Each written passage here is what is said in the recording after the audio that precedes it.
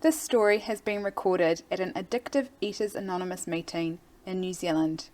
You can email us at contact@aeanz.org. Tonight is the first Friday of the month, so we have a speaker. Thanks, Robin. My name is Janelle and I'm an addictive eater. Hi, Janelle. I was thinking when Jill asked me earlier in the week if I'd share my story, and I says, oh yes, and then I get the, oh gosh, you know.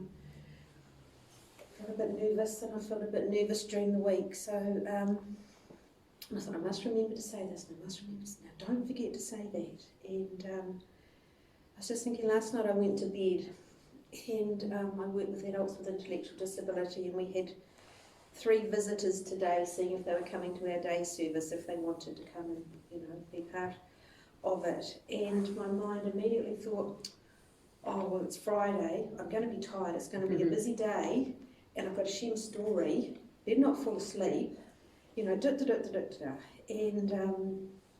so I went to sleep, and I thought, well, I'll just see what happens, I'll just let the day go and see what happens, and none of those things have happened. And then I thought, well, same with my story, I'll just, you know, let it go and see what happens.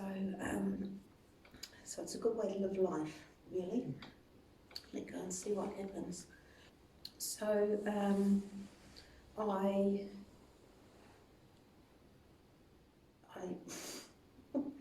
know where to start. I thought I was the only one who ate the way I ate, and I didn't think there was anyone else in the world like me. I was the only person who, when they started, they couldn't stop.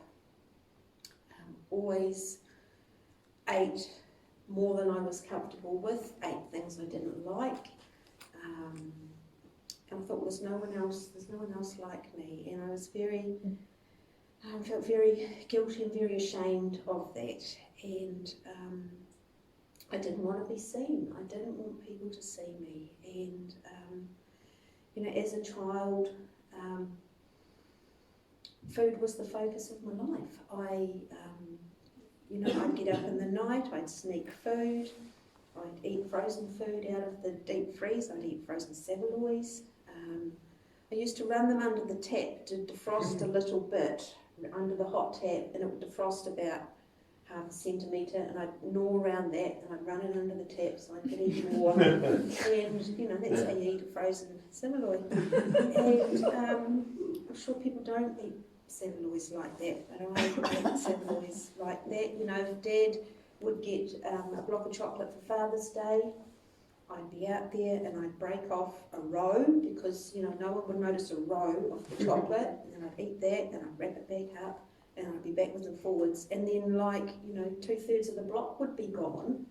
And when Mum asked who's been eating the chocolate, I didn't put my hand up to say I ate it, you know. I'd burn my mouth on, you know, the roast. I'd be in there with the knife cutting bits off, the crispy bits off the outside of the roast when it was cooking in the oven. I'd make jelly for Sunday lunch, you know, and I'd be eating the jelly, and it would, you know, would go on down in the bowl, so I'd put more water on, and Mum could never work out why the jelly wouldn't set. There was hardly any jelly in the jelly. It was like cordial, raspberry cordial, because I'd eaten the jelly, you know, just, you know, sneaking into the biscuit tins and in the night, and then sneaking back to bed with something backwards and forwards.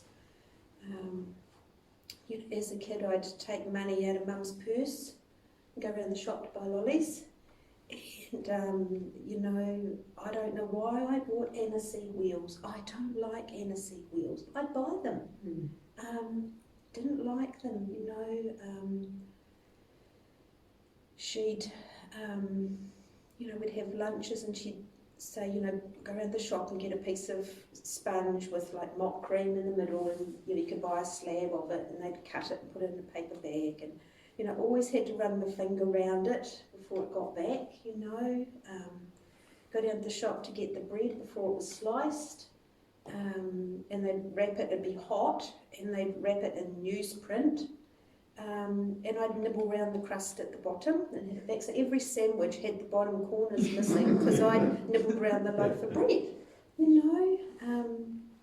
So yeah, so I was an addictive eater from the word go, really, and couldn't stop. I can remember being given as a child a little metal, like you have in your doll's house, you know, little pot set, little toy one, but it was metal, and I put it on the stove and cooked with it. I don't even think I was at school, but I knew that you got up there and you put, I knew, you know, how to cook, and so, you know, as a consequence of my eating, I was overweight as a child and obese as an adult.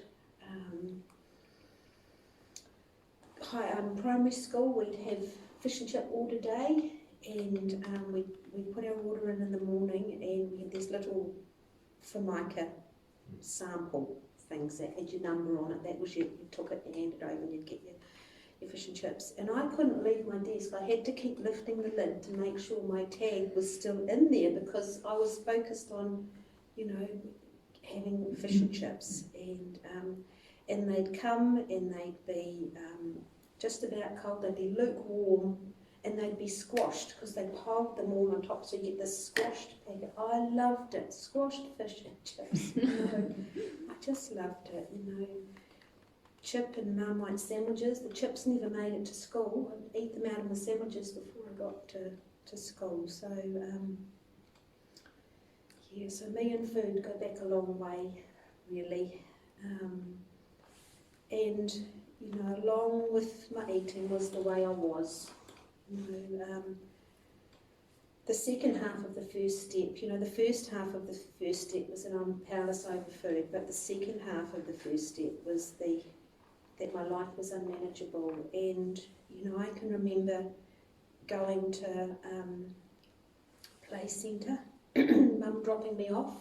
I couldn't play because I thought she's not coming back to get me. I had to stay rooted looking at the door that she's not coming to get me, she's going to leave me here. And you know, that's probably 3.5.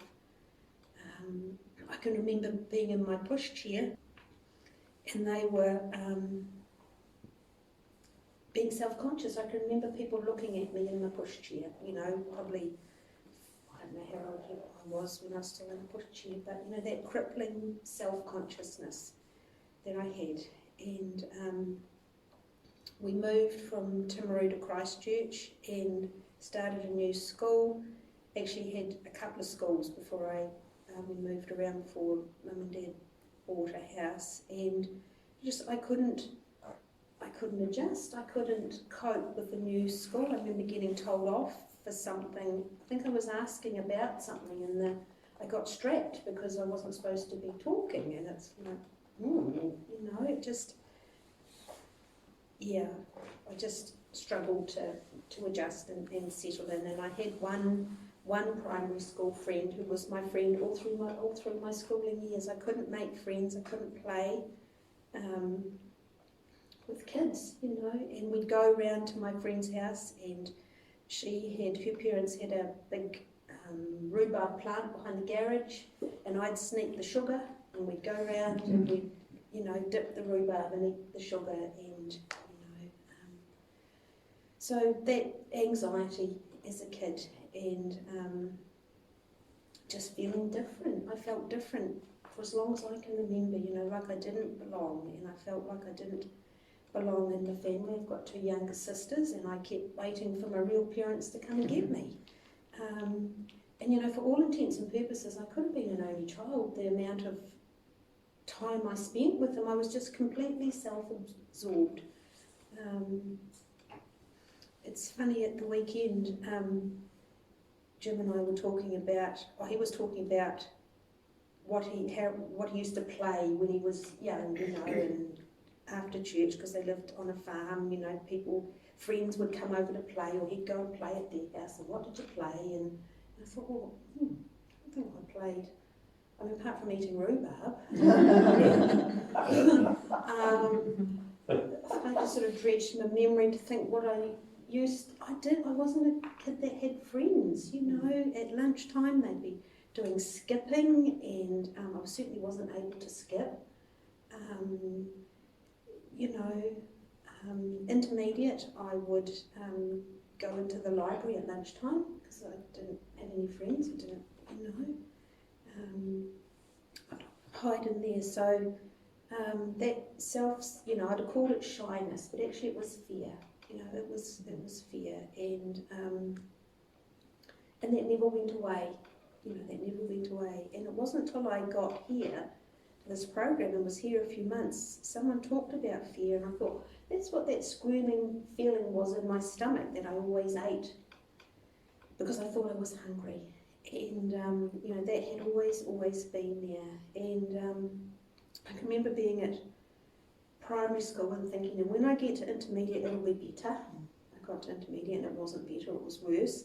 And I thought, well, when I get to high school, it'll be better. And it sure as heck wasn't better when I got to high school. Hair fell out when I got to high school. That's how much better it wasn't, because I couldn't cope. I couldn't adjust to things, and everything was difficult. Always felt like I was born without the instruction manual. And I see it now as as the addiction, to food, and so I wasn't someone who life was going along swimmingly and then things deteriorated. I was just baffled from the word go, and went through high school and got UE accredited. I could have, in theory, gone to university, but I didn't know how you did that. I wouldn't have been able to. I wouldn't have known what to study. I didn't have the instruction manual for life, and just puzzled by everything. And it was probably my mid-teens I started thinking, well, when I'm a normal size, I'll know what to do. It will all come right, and I'll know how you have a boyfriend, and I'll know what job you want to do. And it didn't, it didn't come right. And I had a high school job at Woolworths, and I had a Friday night job in school holidays. My cousin was a manager, and got taken on over the summer. And I wanted to be locked in there on a Friday night. The other girls would be talking about going out to parties, or what they'd be talking about, where they were going and what they're doing over the weekend. And I'm 16 and 17, and I want to be locked in there so I can eat the lollies, and thinking, well, how can I stop the alarm going off? So how can I sneak out and get the lollies without setting the alarms off? And it's not normal, it's not normal. I can remember one night buying a bag of the giant licorice, all sorts, the big ones, thick ones, and the girl behind the counter saying, oh, I know what you're going to do, you're going to eat all these. And the shame, just the shame of being found out. I come home from that job, I'd walk home in the dark from the bus, and then I'd be scared there was something under my bed, that there were monsters under my bed. So this is a 16 and 17-year-old who's got a job at Woolworths, so I'd turn the light off and I'd jump onto my bed so whatever was under the bed didn't get me, so a bit nutty, really, so life was pretty sad, really. I met my ex-husband when I had my first job at the bakery, so no surprises there. And I can remember saying, I'm not going to eat anything. I'm going to be strong-willed. I'm not going to eat anything. When I'm, and that probably lasted a day and a half. And then every year I was there, I think I was there probably 3 years, I'd need a bigger uniform because I would have eaten, the uniform would have got tight. I couldn't work, I didn't work, I didn't have a work ethic. I thought, well, they're lucky I've turned up, don't expect me to do anything. And I'd arrive right on 8 o'clock, and I'd eat, I justified my eating and saying that, if you got a tray of custard square, and if you ate the trimmings around the side, well, that wasn't eating because they were trimmings, so that was fine. And if you, in the pie warmer after lunch, if there was sausage rolls there and you just ate the pastry, that's not eating a sausage roll, it's just eating the pastry. If you ate the cold savouries out of the cooler, well, that wasn't eating because they were cold. And if you ate the mince before it had been put into a pie, well, that wasn't eating because it's just mince. So, you know, that was my thinking. So,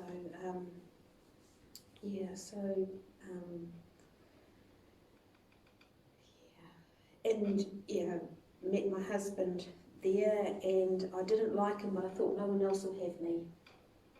So that was my thinking then, and got married, as you do when you don't like someone.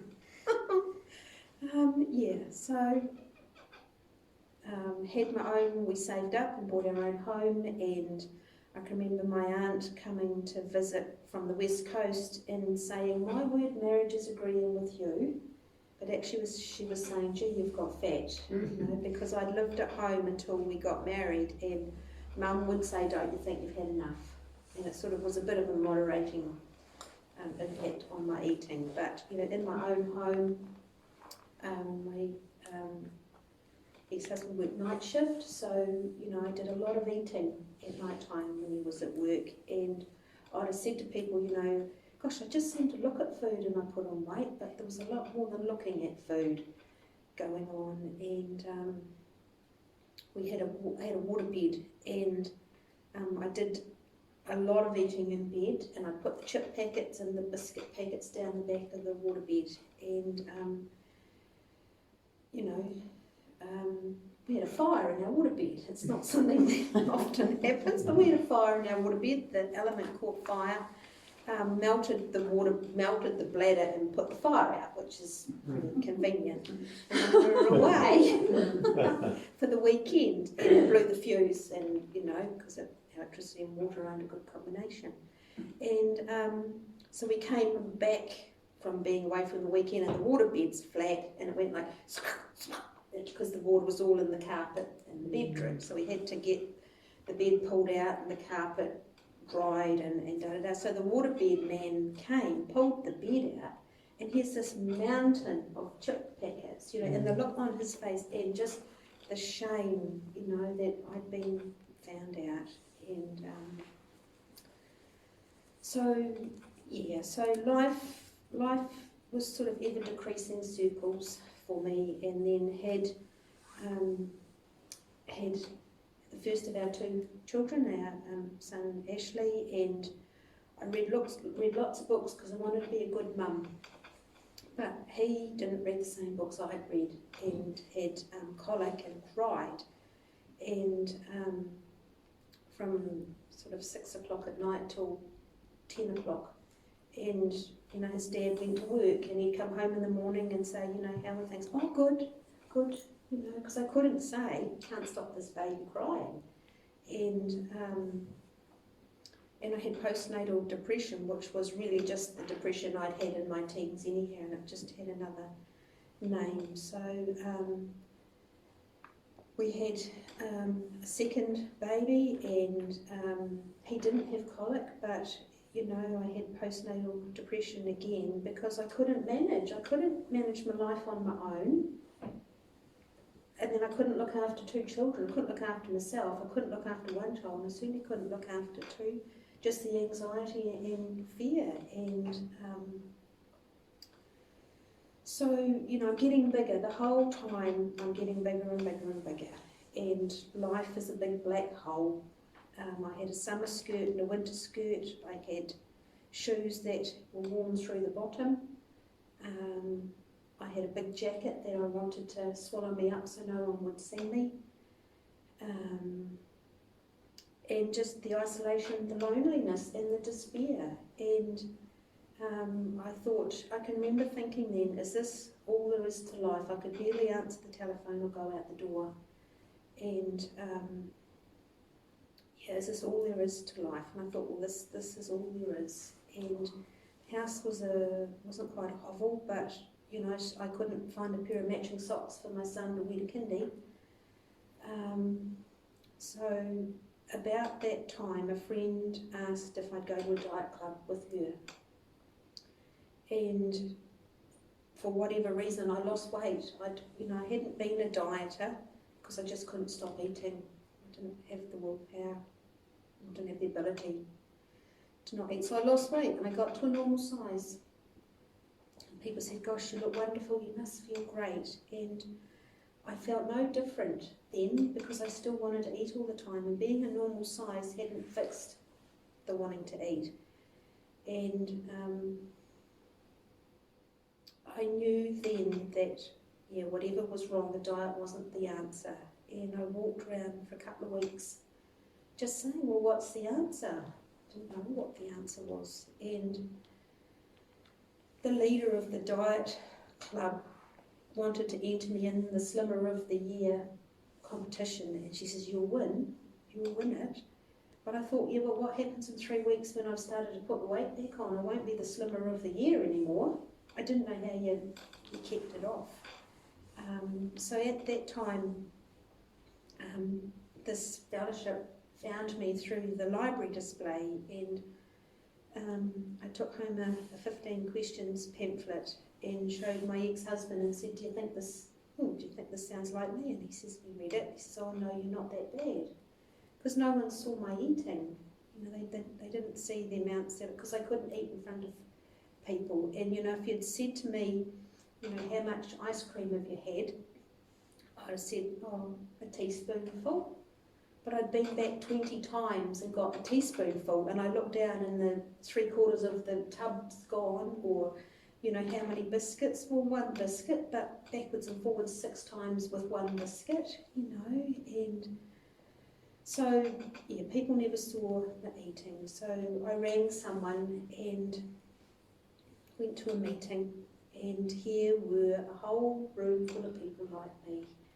And for the first time in my life, I felt like I belonged, that I fitted there, because they talked about their eating too, and they talked about what it was like, what happened, and what it's like now. And I remember that first meeting, someone talked about eating out of rubbish bins. I thought, I've never eaten out of a rubbish.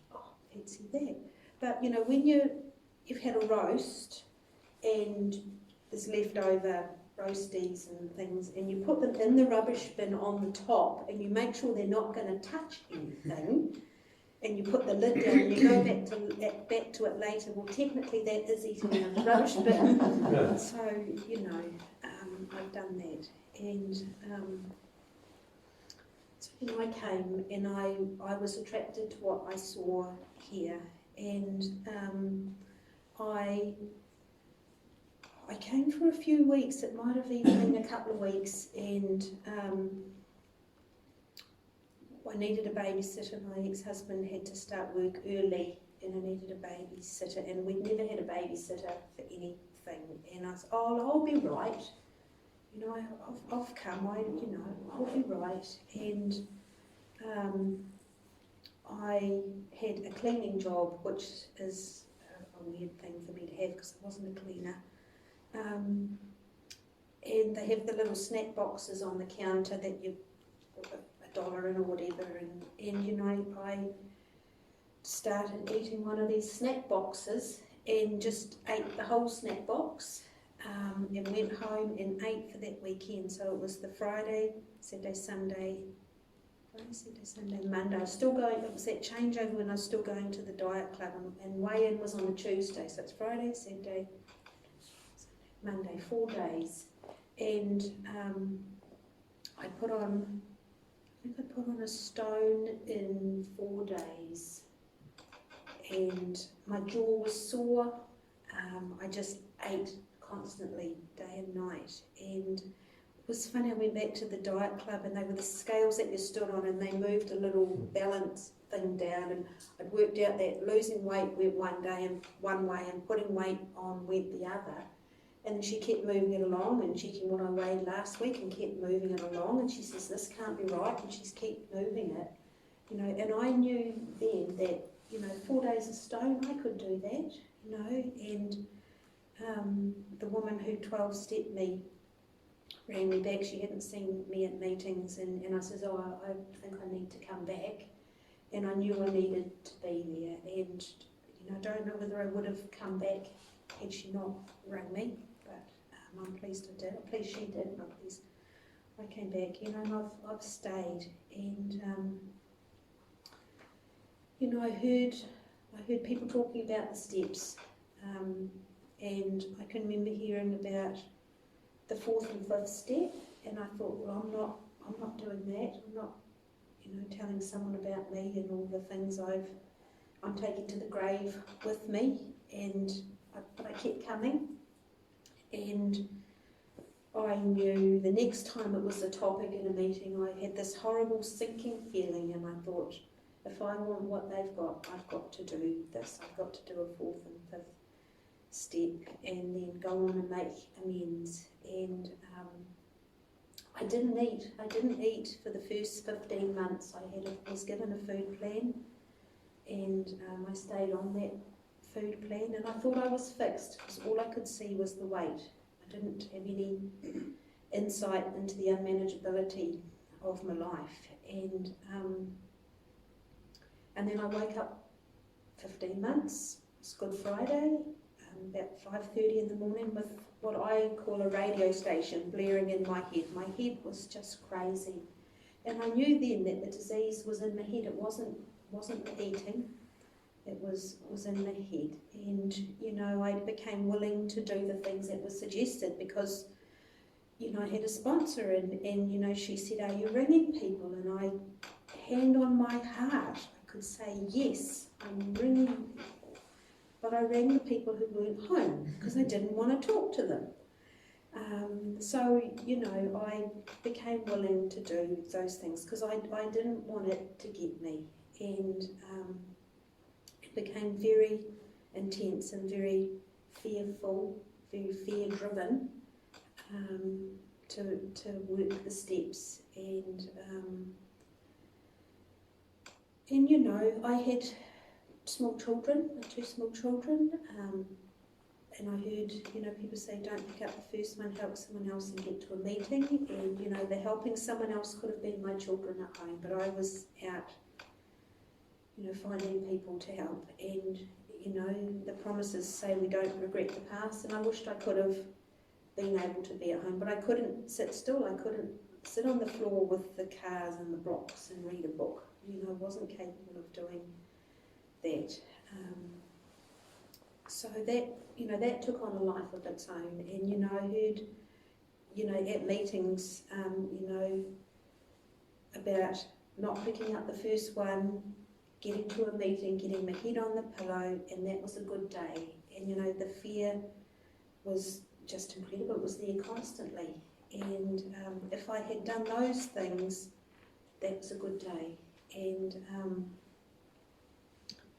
so I'd done a 4th and 5th step. I'd done a couple of 4th and 5th steps, but I hadn't done step 3. I hadn't been able to hand my will and life over to the care of God.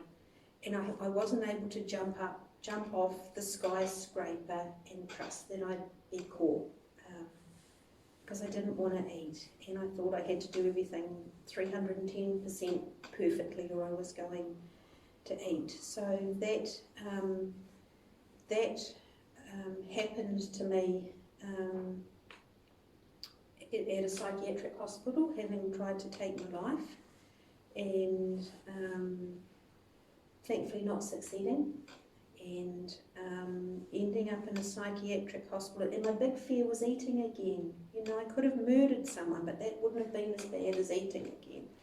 And I didn't have faith that God had removed the problem. So here I am being trucked off to a psychiatric hospital where you don't have any control over what you can eat, actually. And I got there on a Friday, and I was admitted, and I heard someone say, oh good, it's fish and chips for tea tonight. And I'm thinking, oh God, here I am. My worst fear is coming true, and I'm having to eat fish and chips. And I just had this feeling of peace come over me, and it's like, God has either removed the problem or He hasn't. If it's fish and chips and He's removed the problem, you'll be fine. And I was at complete peace with that. And that was the first time that had ever happened. And then, you know, what then happened, which was indeed miraculous, was out of probably 17 or 18 people on the ward, I don't know, a vegetarian meal arrived that no one had ordered. No one ordered, and I certainly hadn't ordered it. So I had the vegetarian meal that was a lot closer to my food plan than fish and chips was. And, you know, from then on, I just had a knowing that whatever happened, it was going to be all right. And that's, you know, continued to be the case today. And so, you know, step 3 had happened, and then I went on and made the amends. I'd already made some amends, but I went on and made amends and cleared away the wreckage of the past. And my life is vastly different today through that. And you know, this program is my life. It saved my life, and it is my life. It's my design for living. That I never was, the instruction manual I was never born with. You know, it's given me the ability to feel part of, you know, part of the human race. You know, to be a daughter and a mother and a sister. You know, I lived my life in complete isolation, depressed, lonely, and I don't have that today. And you know, I'm able to, you know, have an ordinary life that normal people possibly take for granted. But, you know, for me to be able to get up and clean my teeth every day, I couldn't clean my teeth every day because I cleaned them yesterday. Why would I clean them today? You know, make my lunch, go to work, be of use, you know, get paid for the work that I do, have, you know, people I care about, people that care about me.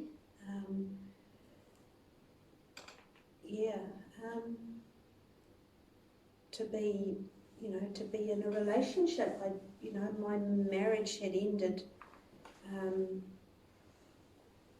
quite a few years ago, you know, and I was fine. You know, this fellowship had a good life.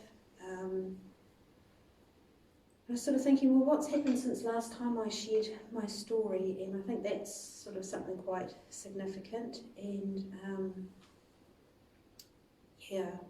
so January last year, Louise very kindly introduced me to a very lovely man who's now my partner, and he thinks I'm amazing. And I think, well, if you came to a meeting, you would see lots of amazing people. And if you came to a web event, you would see even more amazing people. And I just think it's God. You know, I don't take the credit. I've done the legwork, but it's, you know, work the steps. And I just think, well, it's just God. You know, it's just God. It's just surrender. It's being in a place where there's nowhere else to go, nothing else to do. Even not wanting to do things, not, you know, actually wanting to do a 4th and 5th step, not actually wanting to go and make the amends, but doing it anyhow because I didn't want to eat. And I saw, what I saw in the older members and those people in that first meeting was, you know, that peace and serenity. You know, I had to cross roads if there was a shop where I'd, you know, whatever had happened, or I saw someone I was trying to avoid. You know, I don't have any of that today, and I can remember after I'd done a 4th and 5th step, or a 5th step, and not feeling any different. And I thought, well, I've done it to the best of my ability. And then a couple of weeks later, talking to someone and not having the thought in my head, if you only knew what I do, not being able to look them in the face or look them in the eye, and just be okay in the world, and, you know, to be able to have a laugh today. And you know, I've got, you know, colleagues who are very different from me, and we have good times. We have lots of laughs today. And you know, when I remember not to take myself too seriously, that's good, because I can be inclined to take myself seriously. But, food is fuel for my body today.